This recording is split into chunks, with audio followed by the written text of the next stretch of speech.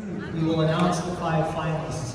I understand it was a fantastic morning. I heard from many of the judges how excellent the projects were and the presentations. But unfortunately, only 5 can progress on to the finals round. So before we announce our 5 final teams, I would like to remind everybody that the students here, you were judged in 5 various areas, which include your city essay, your project plan, your city model, your presentation, and then the Q&A. So we're evaluating in a lot of various aspects. All of these elements were used to determine final scores and determine our top 5 teams. After the announcements, this is important, of the 5 finalists, those teams, if you are one of the finalists, should take your model and display board back downstairs to the arena and place your model on one of the 5 tables that you see in the gym down there. Once all the 5 models have been placed, we will then have a random drawing to see who gets to present first, second, third, fourth, and fifth. All the other teams, teachers, parents, volunteers, mentors, please make your way down to the arena as well.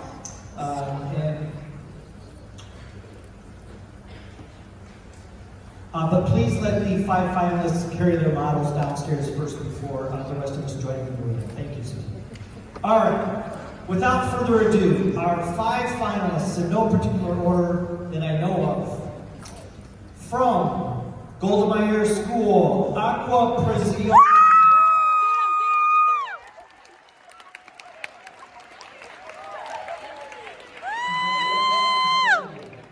From Longfellow Middle School, Ayla Solinda.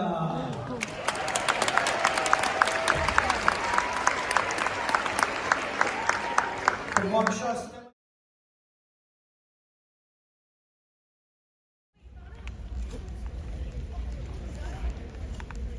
Yep, these sealed envelopes, you guys are allowed to open it.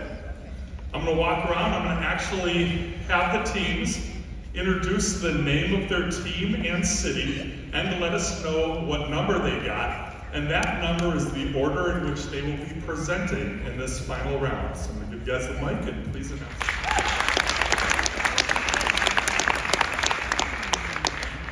I'm Seema. I'm Bailey. I'm Precious. We're Aqua Preciosa and we're going first.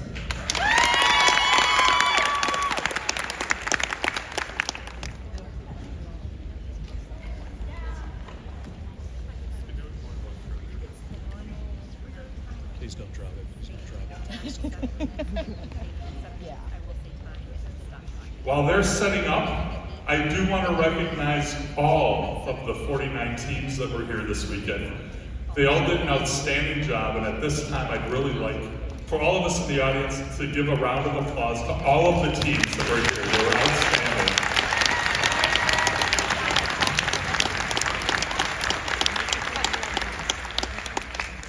We will get started in about a minute.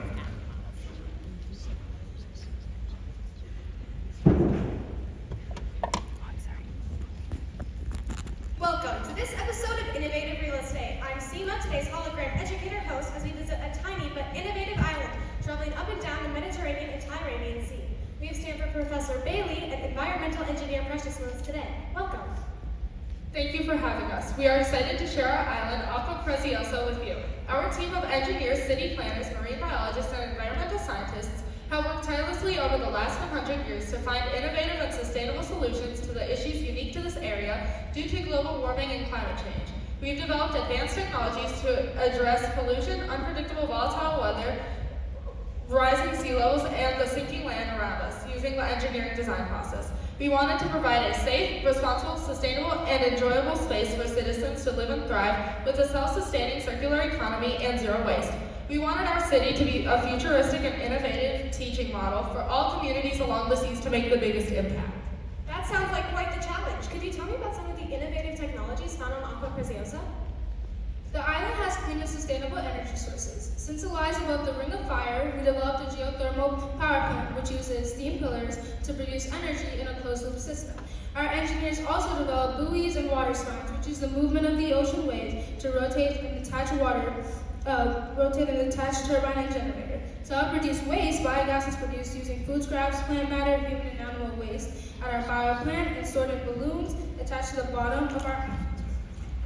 We draw from this energy source when needed, and they also help keep our island afloat. Solar energy is captured with floating panels, rooftop panels, and panels on our seawalls. This is great, but I'm sure presents many challenges to people living there. Jobs, food availability, space, recreation, waste, etc. Tell me about how some of these issues were addressed. Our people have always had access to affordable and healthy foods. We have microfarms that include small or individual community gardens in our agricultural zone of each neighborhood.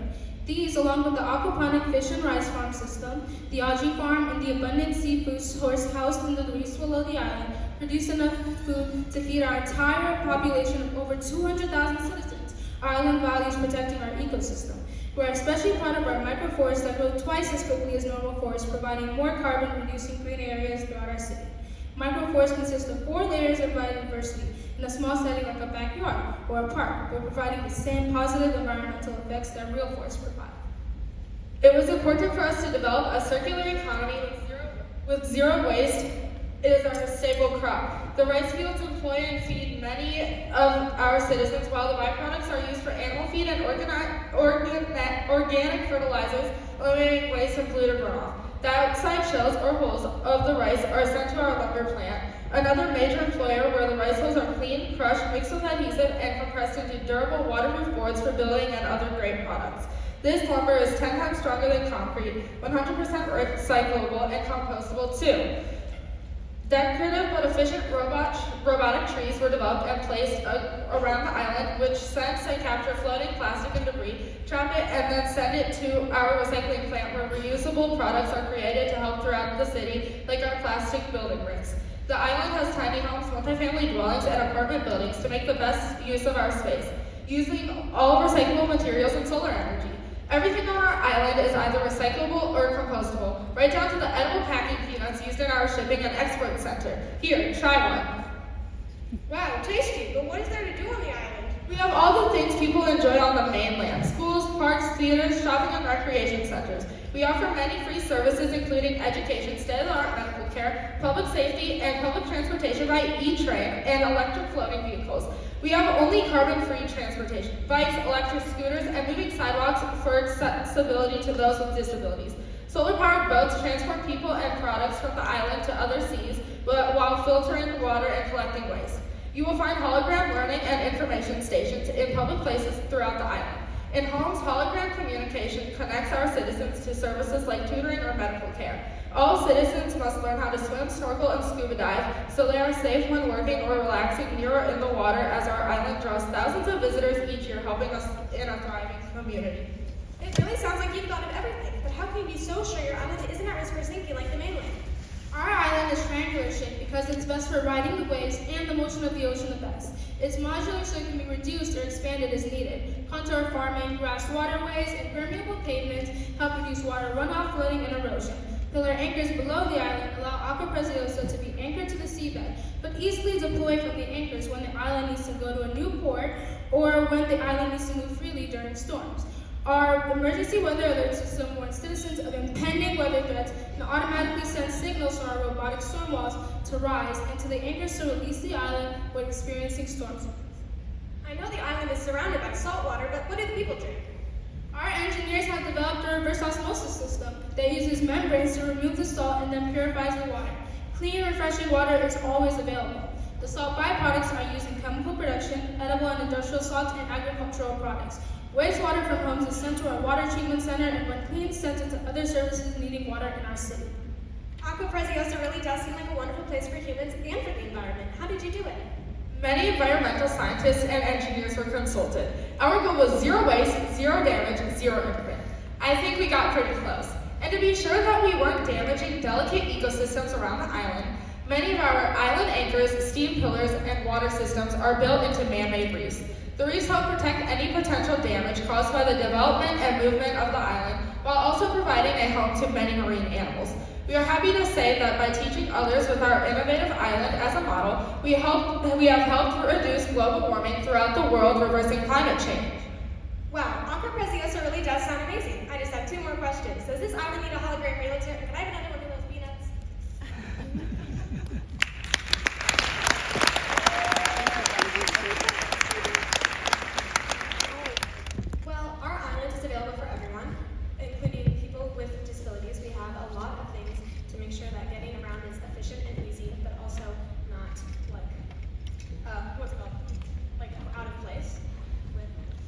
with things like our moving sidewalks and such.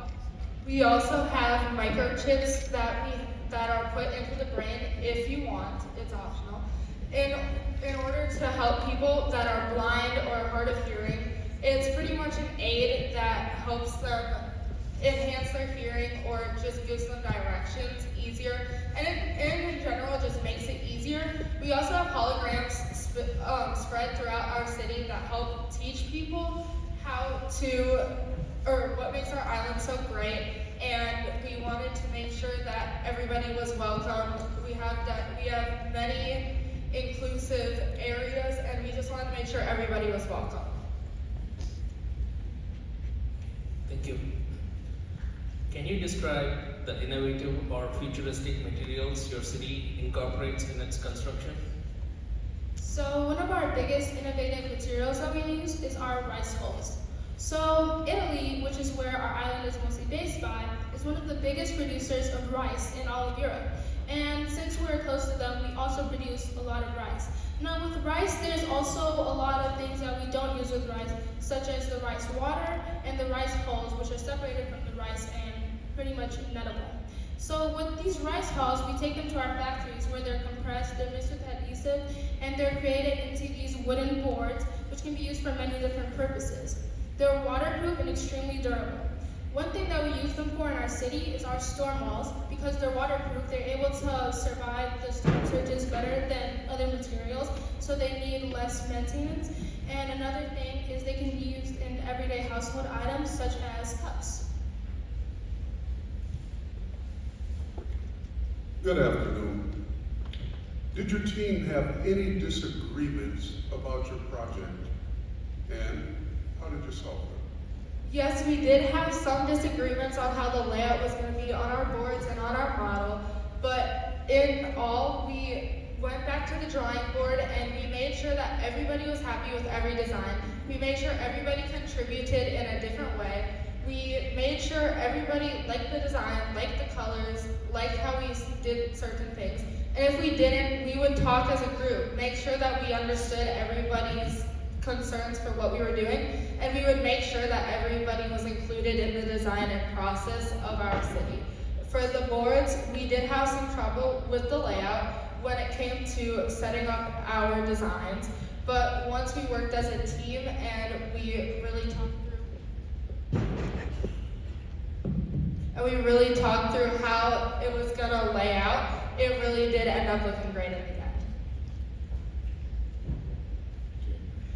How does your city withstand extreme weather, like the pressures of storms and water? Well, in our model, we have an entire wave storm system. It starts off with the buoy flashing and the alarm going off, which triggers the robotic walls as a wave approaches. But let's say afterwards, and there's flooding on the island. That can be dangerous because it can get slippery, and with the uneven island terrain, that can be even more dangerous. So instead, we added permeable pavement, which absorbs the water and makes it a lot safer to walk around and less. And also to do with the storms, we have water retention ditches that take in the extra rainwater and the water that's still on our island and helps hold it and store it until it gets soaked in. And we also have our contour farming and grass waterways that help prevent soil runoff from going into the ocean.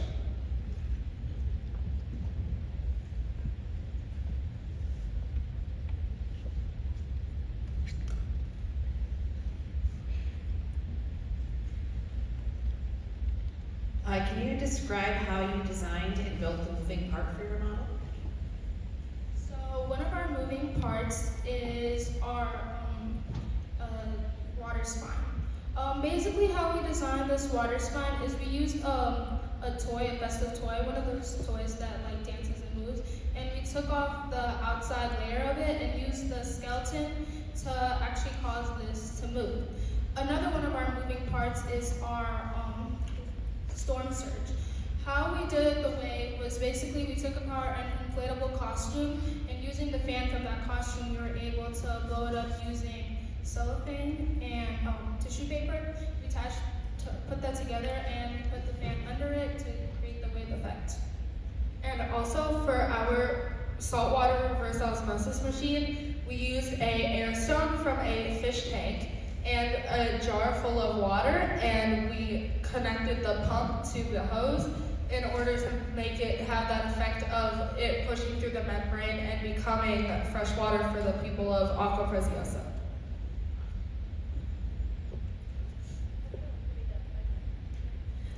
Another thing we did was we found a 3D printed plastic bike chain, and we used that as our electric train to move through the city.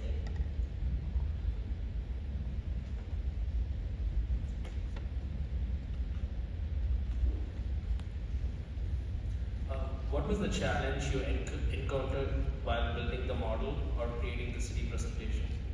One challenge that we had when creating our model was figuring out how we were going to lay out the zoning.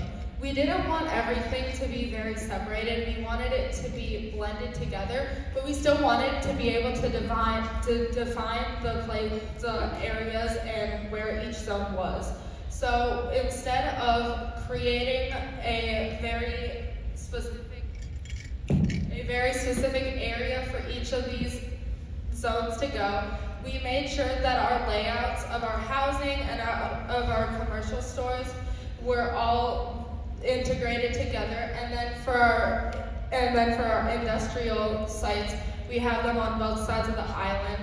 We also had an issue with our scale, and then once we figured out what the scale was, which is 1 inch and equals 60 feet, we figured out that our city can be a lot smaller than it needed to be. We had a very hard time figuring out how big things were gonna be.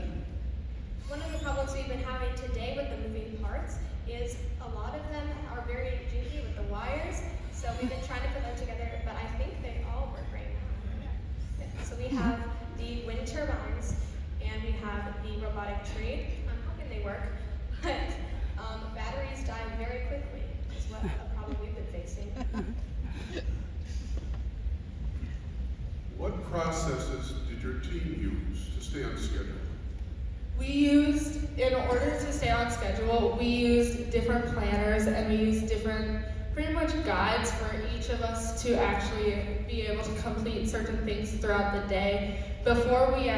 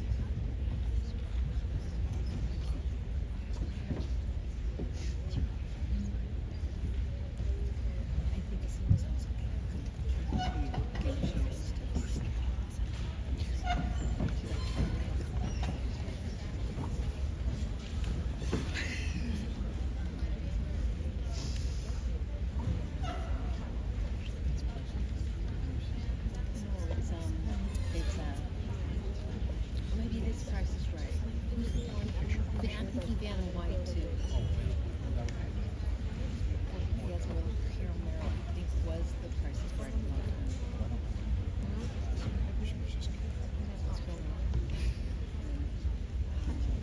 Van White.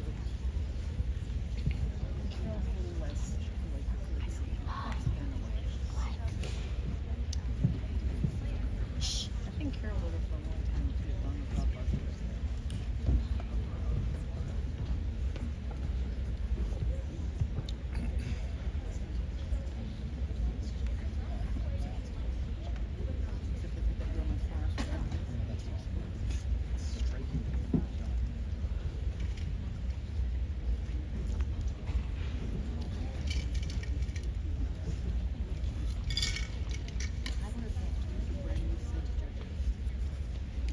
Either that or there's 7 groups, maybe they're crazy, shouldn't know the Lord.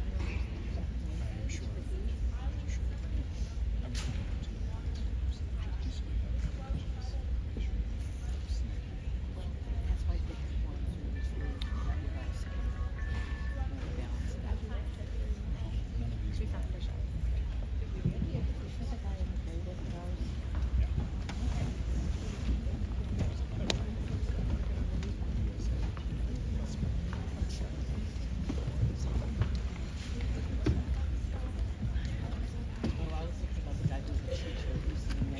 Let's give the presenters from Golda Meir School a round of applause.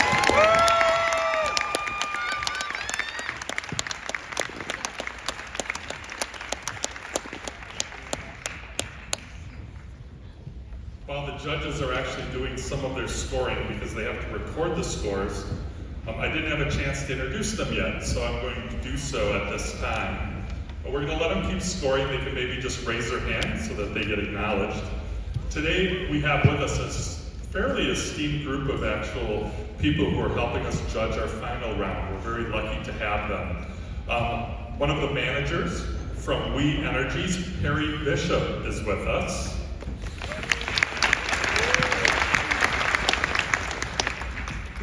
Aya Ganissa, I hope I said that right, I'm sure I did not. Okay, so there you are, engineering leader at Generac Corporation. Let's hear it for her. Bridget Hink is with us, a senior project manager from the Metropolitan Milwaukee Sewerage District. Okay. Well, I believe they're fourth graders, which is actually the youngest team that we had, and they didn't stay, but I'm sure they're a little sad about that. But they will be super excited when they get to school, so that's awesome. Yeah, let's hear it for them.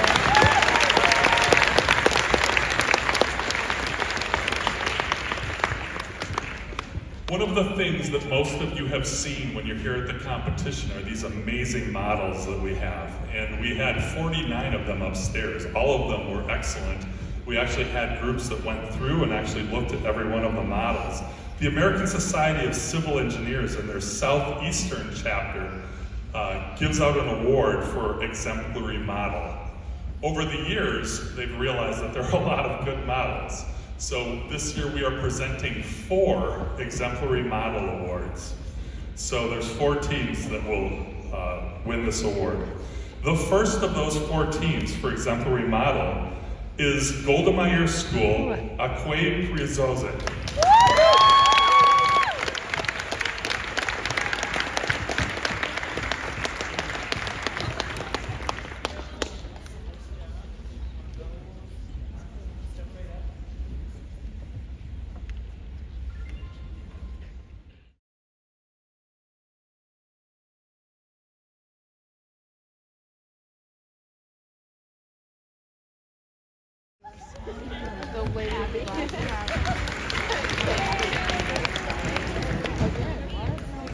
This, I think, is one of the most important awards to be given out at this event. This next award is sponsored by STEM Forward, the organization that puts this event on. The next award that we are actually presenting is the Peer Choice Award, which gets voted on by the students themselves. So to win this award is a huge honor. That said, this year's Peer Choice Award goes to Golda Meir School in the city of Akwe Prizoze.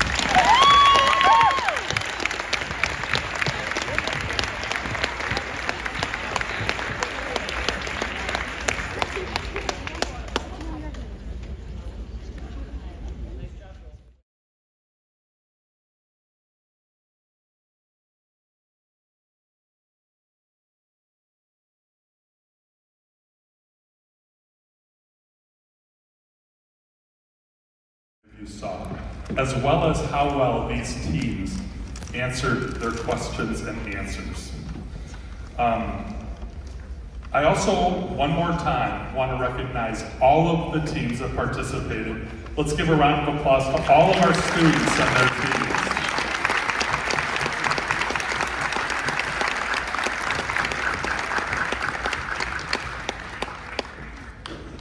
So, I just had our lead scorer come up to us and let me know that unexpectedly, for the first time ever in the competition, we've had a tie. Ooh. And that, yeah, I know. It's not for first, but it is between 4th and 5th, which means that we don't have a 5th. We have 2 4th place teams this year. They have the exact, down to the score point, exact same score. Which is very rare in a competition that goes through multiple rounds, okay? So that's kind of a big deal.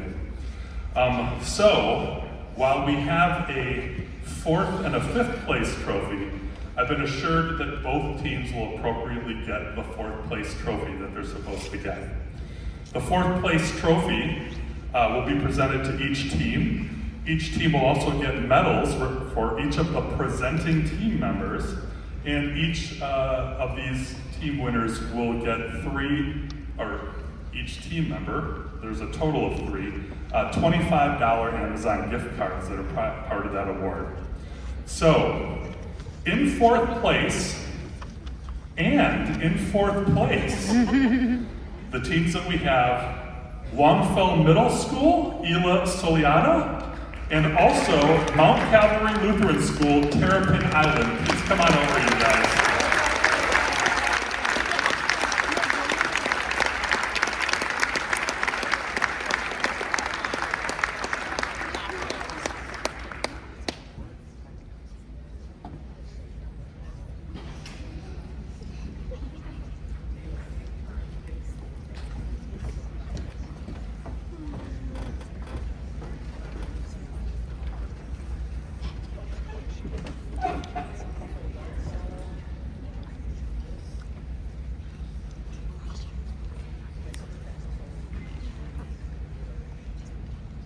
They will share the trophy for the photos, everyone.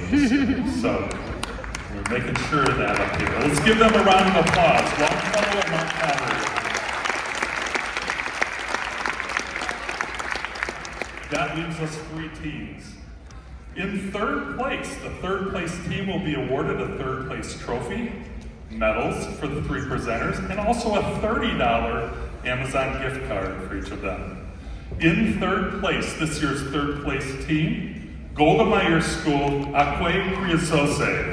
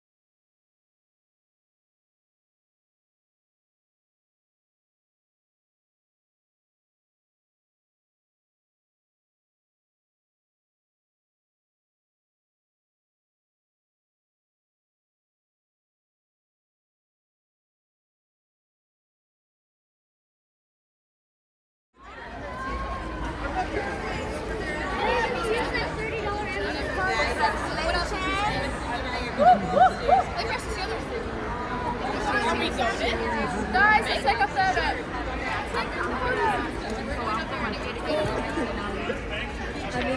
I'm so proud, guys.